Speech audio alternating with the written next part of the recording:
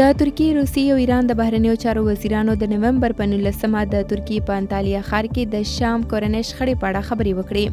د کرملین ویاند ویلي د شام په اړه خبرې هغه درې هیوادونه کوي چې د شام سولې عمل لپاره ژمن دي.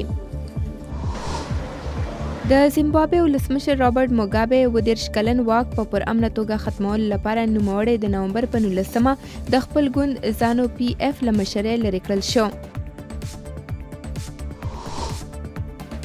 د امریکا د اوریګان ریاست په ساحلي ښار سیسایډ کې د هیواد او چین پوځیان ګډ مشقونه کوي. د چین یو پوځي لی هوای هانګ وایي هر وخت چې مونږ خبرې کوو نو څه نوې زده کړه کوو. ما ته دا څرګنده شوه چې زموږ ترمنځ همکاري ورځ تر بلې ښه کیږي. د نومبر 14 نه پیل شوي دا پوځي مشقونه به د روانې میاشتې تر 20 نیټې پورې دوام ولري. او د هند 20 کلنې منوشي چلر د نومبر په 18 د نړۍ تر ټولو ښایسته ښځې یا میس ورلډ جایزه وګټله. د میس ورلډ په دې سیالیو کې د 100 څخه زیاتو هیوادونو برخه اخیستې وه.